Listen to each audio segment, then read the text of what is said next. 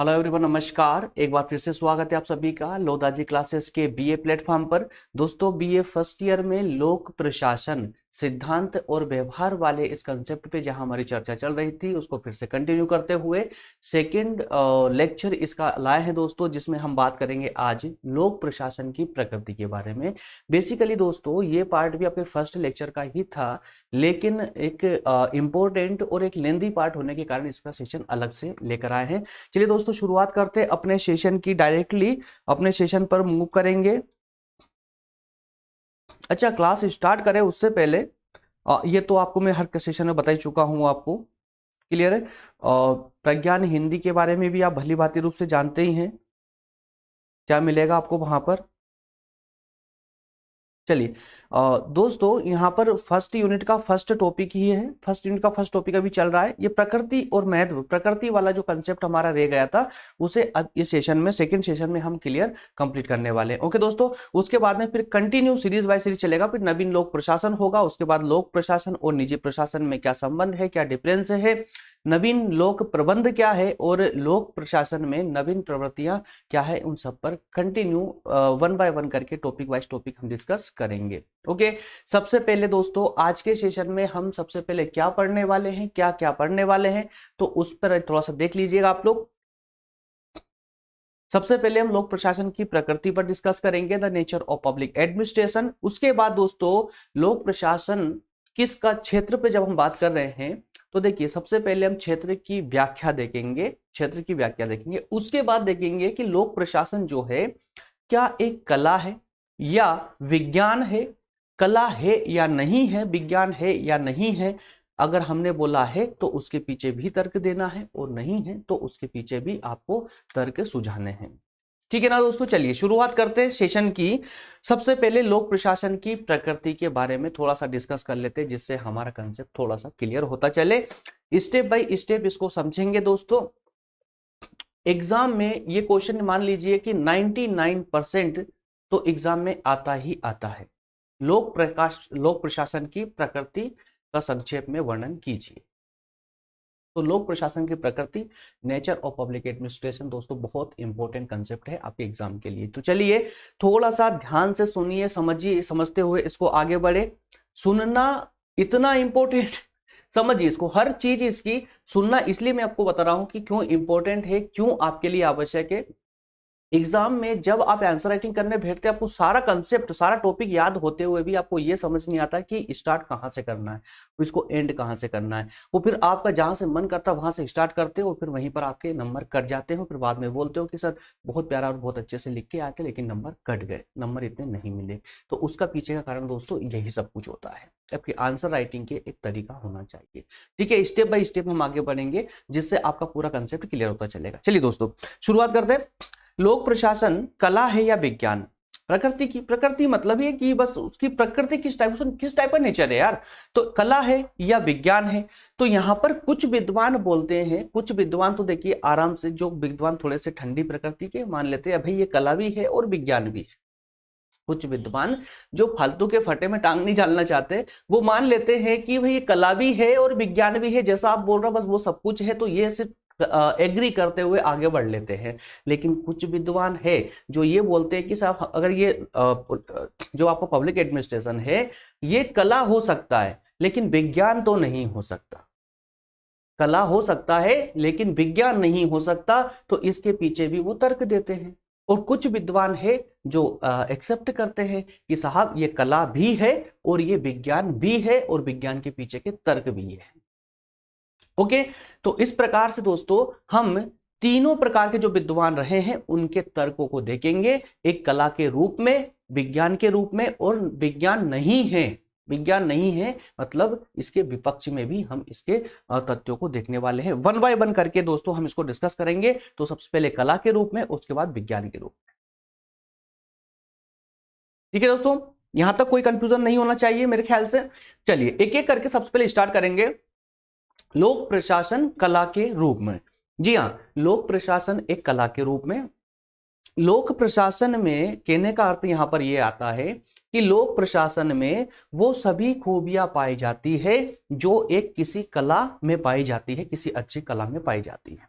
ठीक है। तो लोक प्रशासन और कला में इसीलिए इस संबंध को दर्शाया गया है कि लोक प्रशासन को हम 100% कला के रूप में प्रदर्शित कर सकते हैं, कला के रूप में रख सकते हैं। जितनी विशेषताएं एक किसी कला में है, उतनी ही विशेषता यहां पर लोक प्रशासन में है। इसे भी हम कुछ बिंदुओं के माध्यम से स्पष्ट करेंगे, तर्कपूर्ण सिद्धांतों के माध्यम से इसको जो है सिद्ध करने का प्रयास करेंगे, और वो कुछ इस प्रकार से रहेगा। सबसे पहले हम बताएंगे कि जिस प्रकार से माफ करना, कला, कोई भी प्राकृतिक कला या जो भी कला, भौतिक कला परिवर्तनशील होती है, उसी प्रकार से राजनीति लोक प्रशासन भी एक परिवर्तनशील विषय है। इसके बाद विकास की प्रक्रिया, जिस प्रकार से कला में स्नेह स्नेह विकास होता है, एक क्रमिक रूप से विकास होता है, लोक प्रशासन में भी उसी प्रकार क्रमिक रूप से ही विकास होता है। पद्धति की अगर बात करें तो पद्धति भी दोस्तों दोनों में कहीं ना कहीं मैच होती है। इसके अलावा निश्चित नियम, जिस प्रकार से कला के कुछ निश्चित नियम, उसी प्रकार से लोक प्रशासन के भी कुछ निश्चित नियम है। और अभ्यास की आवश्यकता, कला में भी अभ्यास की आवश्यकता होती है, उसी प्रकार से लोक प्रशासन में भी अभ्यास की नितांत आवश्यकता होती है। ठीक है। अब इन्हीं को एक एक करके दोस्तों हम अंदर समझने वाले हैं, जो कि आपके एग्जाम के लिए, आंसर राइटिंग के लिए भी सटीक रूप से फिट होंगे। बस आसान भाषा में भी है, मैं इनको एक्सप्लेन भी करूंगा, जिससे आपका कंसेप्ट पूरी तरह से क्लियर होता चले। सबसे पहले हम बात करेंगे परिवर्तनशीलता की। दोस्तों देखिए, सिंपल स्लाइड है, सिंपल टॉपिक है, कोई ज्यादा डिफिकल्टीज इसमें नहीं देखने को मिलेगी, इसीलिए मैं थोड़ा सा स्पीड से चलूंगा, है ना। थोड़ा सा मतलब यार, जहां आवश्यकता ज्यादा हो समझाने की, जहां आपको कंफ्यूजन, मुझे लगता है इतना फील तो हो जाता है, पढ़ाते पढ़ाते इतना अनुभव तो हो चुका है कि आपको कहां पर डाउट आ सकता है और कहां पर नहीं, है ना। अगर एक जैसे मान लो ये पेन है, उसको पेन होने पर को मैं सिद्ध करता रहूं 1 घंटे तक, तो उसका कोई अर्थ निकलेगा क्या? नहीं ना। तो उसी प्रकार से मेरा अर्थ यहां पर कहने का वही बन रहा है कि जो आसान है उसे बस एक्सप्लेन करते हुए आगे बढ़े, जहां डिफिकल्टीज आने की संभावना हो वहां पर रुककर आपको आराम से समझाएं। कुछ अगर जरूरत पड़ती है तो वहां पर कुछ उदाहरणों का सहारा भी हम ले सकते हैं वहां पर समझने के लिए। क्लियर है? चलिए, परिवर्तनशीलता। तो दोस्तों यहां पर कहने का यह प्रयास किया जा रहा है कि जिस प्रकार अन्य कलाएं, उनकी पद्धतियां, अन्य कलाएं और उन कलाओं की जो पद्धतियां होती है, वो जिस प्रकार से परिवर्तनशील होती है, समय के अनुसार या समय के साथ साथ परिवर्तित तो होती चलती है, उसी प्रकार से लोक प्रशासन की प्रक्रिया भी समय और परिस्थितियों के अनुसार बदलती रहती है। इसीलिए हम कह सकते हैं कि लोक प्रशासन भी एक कला है। ठीक है, सिर्फ परिवर्तनशीलता की यहां पर बात की गई है। नेक्स्ट में बात करेंगे विकास की प्रक्रिया। तो दोस्तों, विकास की प्रक्रिया किसी भी कला वाले सब्जेक्ट में, किसी भी कला में विकास जो होता है वो एक क्रम के आधार पर होता है, क्रम अनुसार होता है। तो लोक प्रशासन में भी जो उसका विकास हुआ है वो भी एक क्रम के आधार पर ही हुआ है। तो विकास की प्रक्रिया की दृष्टि से भी लोक प्रशासन एक कला है। जैसे अन्य कलाओं का क्रमिक विकास होता है, उसी प्रकार से लोक प्रशासन का भी क्रम के आधार पर धीरे धीरे ही विकास हुआ है और होता है। क्लियर है? यहां तक कोई डाउट ही नहीं होना चाहिए। थर्ड पॉइंट है पद्धति। तो दोस्तों, पद्धति के अंतर्गत भी, जिस प्रकार कला एक क्या है, विशेष सिद्धांत है। अब देखिए, बिना सिद्धांत के कोई विषय ही संभव नहीं है ना। जैसे अभी अभी हमने लास्ट लेक्चर में बोला था, कार्ल मार्क्स के आलोचकों ने बोला था कि कार्ल मार्क्स साहब जो हैं, उन्हें अर्थशास्त्र का ज्ञान नहीं है, क्योंकि वो अर्थशास्त्री नहीं है, इसलिए उन्होंने सटीक सिद्धांत प्रस्तुत नहीं कर पाए, है ना। तो उसी बात का, जहां सिद्धांत नहीं है उसे कोई वैल्यू नहीं देता है, याद रखिएगा। तो इसीलिए यहां पर भी कहने का प्रयास किया गया है कि जो आपकी कला है, जो कला विषय होता है, उसमें भी सिद्धांत होते हैं और सटीक सिद्धांत होते हैं। तो लोक प्रशासन, क्या बताइए, बिना सिद्धांतों के चल सकता है? बिल्कुल नहीं चल सकता। तो लोक प्रशासन में भी सिद्धांत होते हैं, पद्धतियां होती है उनकी। इस प्रकार से भी हम इस बात को दोहरा सकते हैं कि लोक प्रशासन और जो है कला, दोनों समान है, अर्थात लोक प्रशासन भी एक कला है। एक बार स्लाइड को पढ़ लीजिए। जिस प्रकार कला विशेष सिद्धांत है, उसी प्रकार लोक प्रशासन में विशेष पद्धतियों का अनुसरण किया जाता है। कला के सिद्धांत में समय समय पर परिवर्तन होता है। उसी प्रकार लोक प्रशासन में भी कानून समय समय पर परिवर्तित होते रहते हैं, है ना। पद्धतियों के अनुकरण करने तथा उनकी परिवर्तनशीलता के दृष्टिकोण से भी लोक प्रशासन एक कला ही है। कोई डाउट नहीं होना चाहिए, सिंपल है एकदम। निश्चित नियम, अब दोस्तों इस पॉइंट से ही आपको क्लियर हो रहा होगा, निश्चित नियमों की तुलना की जाएगी यहाँ पर एक कला में और एक लोक प्रशासन में। जो नियम है क्या वो निश्चित है या नहीं है। अगर लोक प्रशासन में भी नियम निश्चित है तो फिर लोक प्रशासन भी एक कला है। तो आइए जरा स्लाइड पर देख लेते हैं। कला की सफलता निश्चित नियमों का पालन करने में है। कला की सफलता निश्चित नियम, जो रूल्स है, जो एस्टेब्लिश्ड रूल्स है, उनको फॉलो करने में ही कला जो है एक सफल हो सकती है। उसी प्रकार लोक प्रशासन भी कुछ निश्चित नियमों पर ही आधारित होती है। यदि लोक प्रशासन में निश्चित नियमों का प्रयोग ना किया जाए और प्रशासन मनमानी करे तो प्रशासन का रूप किसका हो जाएगा दोस्तों? अत्याचारी हो जाएगा, भ्रष्टाचारी हो जाएगा, विकृत हो जाएगा। क्लियर है ना। और ये अभी भी हमारे सामने उदाहरण है उसी चीज का कि लोक प्रशासन में कुछ निश्चित नियमों का पालन ना किए जाने से ही आज हमें इतना भ्रष्टाचारी रूप लोक प्रशासन का देखने को मिलता है। अगर लोक प्रशासन में लोक प्रशासक अपने नियमों का उचित रूप से और पूरी तरह से अगर पालन करे तो बताइए क्या भ्रष्टाचार हो सकता है? बिल्कुल नहीं हो सकता। क्लियर है। चलिए दोस्तों, इसी के साथ में नेक्स्ट कला के रूप वाला नेक्स्ट एंड लास्ट पॉइंट है हमारा। नेक्स्ट एंड लास्ट पॉइंट है अभ्यास की आवश्यकता। तो ये आपको पॉइंट से ही क्लियर हो चुका होगा, अभ्यास की आवश्यकता। कला के लिए भी आपको अभ्यास की एक सटीक अभ्यास की ट्रेनिंग की आवश्यकता होती है। उसी प्रकार से लोक प्रशासन में भी दोस्तों आपको अभ्यास की, अनुभव की, प्रशिक्षण की, इनकी आवश्यकता होती है। क्लियर है। तो इस आधार पर भी हम लोक प्रशासन को एक कला कह सकते हैं। तो हर कला का एक विशेष कौशल होता है, उसे हासिल करने के लिए कलाकार को अनुभवी विशेषज्ञों से प्रशिक्षण लेना पड़ता है, मतलब ट्रेनिंग लेनी पड़ती है और उसका अभ्यास करना पड़ता है, बार बार प्रैक्टिस करनी पड़ती है। ट्रेनिंग लेने के बाद प्रैक्टिस करनी ही पड़ेगी। उसी प्रकार प्रशासन का भी एक विशेष कौशल होता है, प्रशासन का भी। और एक अच्छा प्रशासक बनने के लिए प्रशिक्षण, अनुभव, अभ्यास, इन सब की तो आवश्यकता होती ही है। तो यहां तक तो मेरे ख्याल से कोई डाउट नहीं होना चाहिए। पांचों जो पॉइंट हमने देखे हैं कला के रूप में एकदम सिंपल शब्दों में और एकदम सिंपल थे। ठीक है ना। चलिए नेक्स्ट पर बात करेंगे विज्ञान के रूप में। अब लोक प्रशासन को, पब्लिक एडमिनिस्ट्रेशन को एज ए साइंस देखने का प्रयास करेंगे। और साइंस देखने के लिए दोस्तों हमें यहां पर आगे बढ़ने के लिए कि लोक प्रशासन को हम विज्ञान बोले या ना बोले, उसके लिए पहले हमें दोनों पक्षों पर डिस्कस करना होगा। तो पहले हम बात करेंगे कि लोक प्रशासन विज्ञान नहीं है। तो इस नहीं है बोलने वाले विद्वानों ने क्या क्या तर्क दिए हैं ये साबित करने के लिए कि लोक प्रशासन विज्ञान नहीं है और नहीं हो सकता। ठीक है। और इसके बाद में फिर हम उन विद्वानों के विचारों को देखेंगे जिन्होंने कहा है कि नहीं साहब, लोक प्रशासन विज्ञान है, विज्ञान है। और इस विज्ञान है के पीछे उन्होंने कौन कौन से तर्क दिए हैं उस पर भी हम चर्चा करेंगे।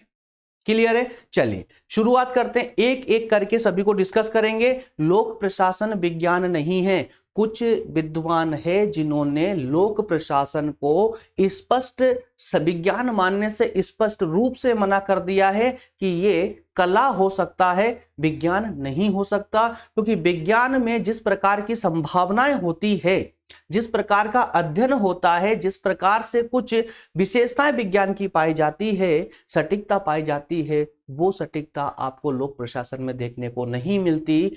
इस कारण से हम लोक प्रशासन को विज्ञान कतई मानने को तैयार नहीं है। और नहीं है इसके पीछे जो उन्होंने तर्क दिए हैं दोस्तों वो इस प्रकार से है। सबसे पहला है निश्चितता का अभाव, कि लोक प्रशासन में अन्य विज्ञानों की तरह निश्चितता का, सटीकता का अभाव है। दूसरा कहा उन्होंने कि जिस प्रकार से हम विज्ञान में भविष्यवाणी कर सकते हैं कि कब बारिश होगी, कब बारिश होगी, कब चंद्र ग्रहण होगा, कब सूर्य ग्रहण होगा, ये सारी हम जो है भविष्यवाणी कर सकते हैं।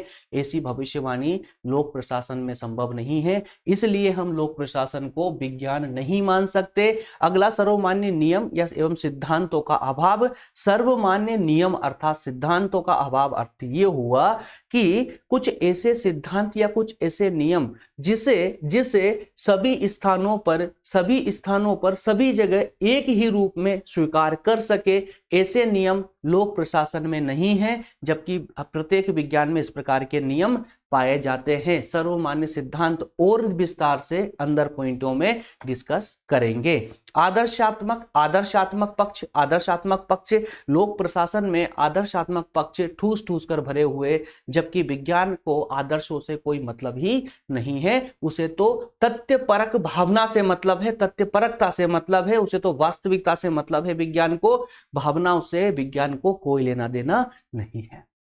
ठीक है, तो ये 4 आधार बोले हैं कि इन 4 आधारों पर ही जो है राजनीतिक विद्वानों ने कहा है कि लोक प्रशासन विज्ञान नहीं हो सकता। आइए एक एक करके एकदम सिंपल भाषा में ही है दोस्तों, कोई डाउट आपको यहां पर नहीं आने वाला है। चलिए समझ लेते हैं एक एक बार स्लाइड को पढ़ते हुए। वैसे तो बेसिक तो मैं आपको बता ही चुका हूं, लेकिन फिर भी थोड़ा सा इसको डिटेल में कर लेते हैं।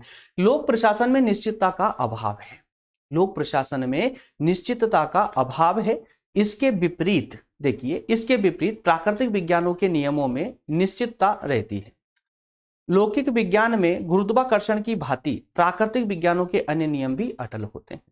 ठीक है, जो अन्य विज्ञान होते, जो अन्य लौकिक या प्राकृतिक विज्ञान होते हैं, उन विज्ञानों में जिस प्रकार से गुरुत्वाकर्षण का नियम अटल है, वो पूरे विश्व में एक ही रूप में उसको स्वीकार किया गया है। इस प्रकार के नियमों की अटलता का पूरी तरह से अभाव रहता है लोक प्रशासन में। ठीक है ना, लोक प्रशासन में यह निश्चितता बिल्कुल भी नहीं पाई जाती। इस कारण से हम लोक प्रशासन को विज्ञान की संज्ञा नहीं दे सकते। अगला है भविष्यवाणी नहीं की जा सकती। जी हाँ दोस्तों, भौतिक विज्ञान में भविष्यवाणी की जा सकती है, भविष्यवाणी की जा सकती, जबकि लोक प्रशासन में भविष्यवाणी का अभाव पाया जाता है, नहीं हो सकती। कारण क्या है, क्यों भविष्यवाणी नहीं हो सकती? क्यों नहीं हो सकती? क्योंकि देख लीजिए, लोक प्रशासन भी ऐसा नहीं है कि आजकल का चल रहा सब्जेक्ट है या आजकल का चल रहा कोई व्यवस्था है, बल्कि ये भी पिछले 40-50 से भी ज्यादा वर्षों से ये निरंतर चली आ रही है लोक प्रशासन की व्यवस्था। तो इसके पास भी काफी सारा संग्रह हो चुका होगा डाटा का, काफी सारे अनुभव होंगे लोक प्रशासन के पास में। उसके बाद तो अब ये भविष्यवाणी कर ही सकते थे, लेकिन फिर भी क्यों नहीं, इसके पीछे भी इसको क्यों नकारा है विज्ञानवादियों ने? उन्होंने कहा है कि लोक प्रशासन जिसका अध्ययन करता है ना, वो समाज का एक भावुक प्राणी होता है। उसकी अपनी सोच होती है, उसकी अपनी भावनाएं होती है, वो ट्रेडिशनल व्यक्ति होता है।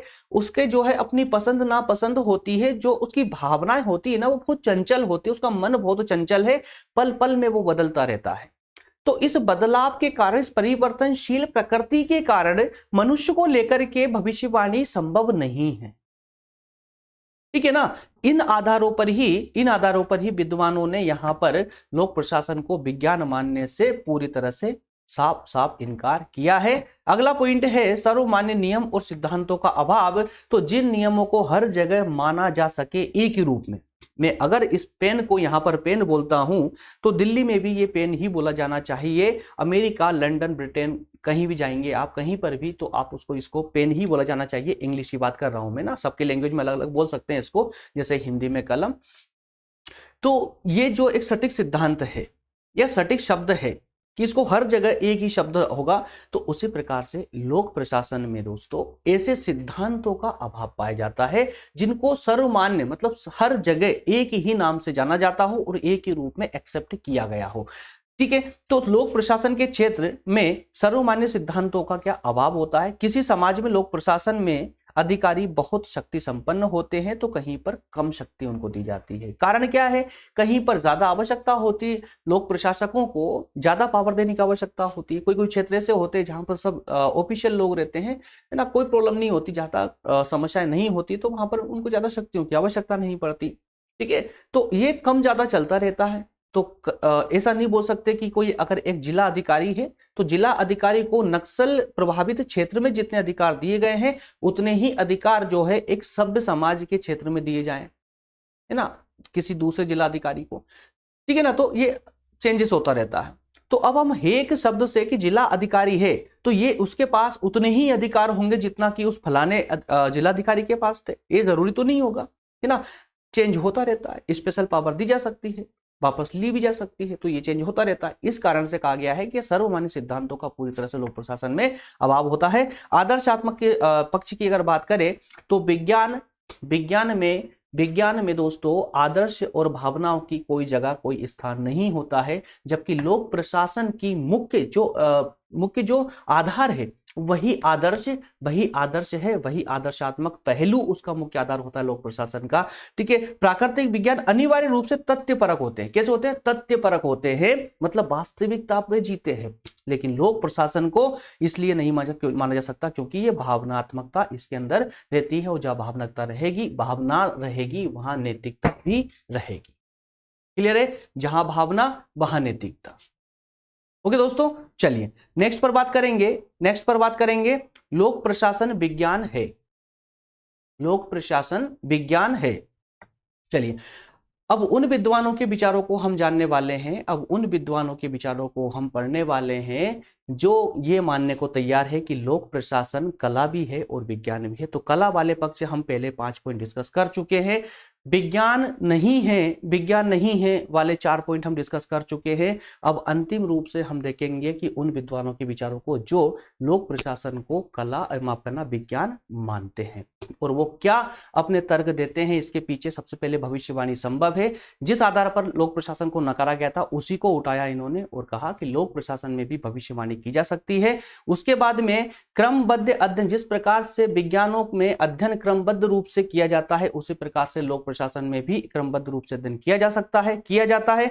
लोक प्रशासन में भी जिस प्रकार से विज्ञान में एक प्रयोगशाला होती है उसी प्रकार से लोक प्रशासन के पास भी अपनी अपनी प्रयोगशालाएं हैं, और लोक प्रशासन में काफी यथार्थता और विशेषता पाई जाती है। चलिए एक एक करके चारों को माफ करना समझ लेते हैं। भविष्यवाणी संभव है किस आधार पर कहा है कि पिछले 50 वर्षों से लोक प्रशासन कार्यरत है सक्सेसफुली, और इन 50 वर्षों में उसने काफी अधिक जो है निश्चित तत्वों, निश्चित अनुभवों का संग्रह कर लिया, और उसी संग्रह के आधार पर अब वो निश्चित निष्कर्ष निकाल सकता है, और वही निष्कर्ष तो भविष्यवाणी के काम आते हैं। इस कारण से कहा जा सकता है कि लोक प्रशासन भी एक विज्ञान है। ठीक है ना, लोक प्रशासन एज ए साइंस। चलिए क्रमबद्ध अध्ययन, तो भाई जिस विषय में भी या जिस प्रकार से जो है अन्य विज्ञानों में एक क्रमबद्ध रूप से अध्ययन किया जाता है, किसी विषय का क्रमबद्ध रूप से अध्ययन जहां पर भी होगा वो विज्ञान होगा। यही तो विज्ञानवादियों का कहना है इस पे से विशेष रूप से। तो उसी आधार पर हम यहाँ पर कह सकते हैं कि लोक प्रशासन का भी साहब क्रमिक रूप से ही अध्ययन होता है ना, क्रमिक रूप से ही अध्ययन होता है, व्यवस्थित रूप से अध्ययन होता है, क्योंकि लोक प्रशासन के जो कार्य है, कार्यों का व्यवस्थित रूप से क्रमबद्ध अध्ययन होता है, इसलिए भी इसे विज्ञान माना जा सकता है। ओके, नेक्स्ट है विस्तृत प्रयोगशाला। जिस प्रकार से प्रत्येक विज्ञान, भौतिक विज्ञान, प्राकृतिक विज्ञानों के पास अपनी प्रयोगशाला होती है, उसी प्रकार से लोक प्रशासन के पास भी अपनी प्रयोगशाला है, और लोक प्रशासन के पास कोई एक नहीं बल्कि हजारों लाखों प्रयोगशालाएं हैं कि लोक प्रशासन के जितने भी विभाग है, जितने भी ऑफिस है, वो सब के सब दोस्तों लोक प्रशासन की प्रयोगशाला है। क्यों? क्योंकि वहां पे हर रोज नए नए प्रयोग होते रहते हैं। कार्यपालिका की जितनी भी दुकानें हैं ना, मतलब जितने भी ऑफिस है, जितने भी कार्यालय है, सरकारी कार्यालय, तो वहां पर हमेशा नए नए प्रयोग होते रहते हैं। ठीक है, अब कभी लगता है कि नहीं ये सही नहीं है या ये सही से वर्क नहीं कर रहा है, तो उस कार्य को हटा करके, उस प्रयोग को हटा करके नया प्रयोग ऐड कर दिया जाता है उसमें। ठीक है ना, तो इस आधार पर भी हम कह सकते हैं कि जो लोक प्रशासन है वो एक विज्ञान है। यथार्थता और विशेषता की अगर बात करें तो लोक प्रशासन के क्षेत्र में ऐसे नियम और स्वयं सिद्ध सूत्रों का विकास हो चुका है जिनके बारे में व्यवहारिक अनुभव के आधार पर कहा जा सकता है कि ये व्यावहारिक प्रयोग में लाए जा सकते हैं तथा उनके सहारे पूर्व अनुमान लगाए जा सकते हैं। सिंपल शब्दों में सुनिए, लोक प्रशासन में लोक प्रशासन में जो है ऐसे अनुभव अब लोक प्रशासक प्राप्त कर चुके हैं जिनके आधार पर सटीक निष्कर्ष निकालते हुए अनुमान लगाया जा सकता है। हम सब इस तथ्य से परिचित है कि जब लोक सेवा से संबंधी प्रशासकीय सिद्धांतों की अवहेलना की जाती है तो कितने भयंकर परिणाम आते हैं। अर्थात ये हुआ कि लोक प्रशासन में अब कुछ निश्चित नियमों की जो है इस निश्चित नियमों का स्थायित्व आ चुका है, बढ़ चुका है वो, और काफी अनुभव अब इनके पास हो चुका है। अब उस अनुभव के आधार पर ही अब ये प्रशासन करते हैं, ठीक है ना। अगर उदाहरण के रूप में यहाँ पर बताने का प्रयास किया गया अंतिम दो रूप से कि अगर हम लोक प्रशासन के नियमों की जहां जहां पर भी अवहेलना हुई है, हम करते हैं, जहां जहां पर भी लोक प्रशासन के नियमों की अवहेलना हुई है वहां पर परिणाम बहुत भयानक रूप से देखने को मिले हैं या मिलते हैं, ठीक है ना। तो दोस्तों इसी के साथ में हमारे दोनों पक्ष हो जाते हैं कंप्लीट। और आज की इसके टॉपिक से संबंधित कुछ प्रश्न ये है, इनको एक बार पढ़ लीजिएगा आप लोग, और हो सके तो नोट डाउन भी कर ले, इंपॉर्टेंट है। बाकी मैं आपको मॉडल पेपर तो इसका डिस्कस करवाऊंगा ही विद आंसर। दोस्तों पहले हमने मॉडल पेपर डिस्कस करवाया, उसमें ओनली क्वेश्चन दिए 15 क्वेश्चन IMP, और 100% उसमें से बैठता ही बैठता है आपके एग्जाम में। लेकिन इस बार जो मॉडल पेपर होगा डिस्कस, उसमें दोस्तों हम आपको आंसर भी करवाएंगे, ठीक है ना। चलिए मिलेंगे नेक्स्ट सेशन में दोस्तों, और नेक्स्ट सेशन आपका होगा नवीन लोक प्रशासन की प्रकृति पर। नवीन लोक प्रशासन पर ही अब कंप्लीट हमारा डिस्कशन चलेगा। 1 या 2 या 3 लेक्चर में हम इसको भी कंप्लीट कर लेंगे, ठीक है दोस्तों। चलिए मिलेंगे नेक्स्ट सेशन में, और जाए उससे पहले आप लोगों को, अगर आपने अभी तक टेलीग्राम को ज्वाइन नहीं किया है, जल्दी से टेलीग्राम को ज्वाइन कर ले, अन्यथा आगे चल के आपको पछताना पड़ सकता है, क्योंकि टेलीग्राम की लिंक अब गायब हो सकती है यहां से। स्पष्ट रूप से बता रहा हूं, क्योंकि हमारा उद्देश्य था कि 5 से 10 हजार के बीच में हमें जो है स्टूडेंट चाहिए थे टेलीग्राम पर। यहाँ पर अब 4,500 स्टूडेंट हो चुके हैं, मात्र 500 स्टूडेंट और ये 2 से 3 दिन के अंदर ही कवर हो जाएंगे। तो इसकी लिंक मैं ये नहीं बोल रहा हूँ कि हटा देंगे, हटा दी जा सकती है, क्योंकि इतना लोड ग्रुप में नहीं संभाल पाएगा।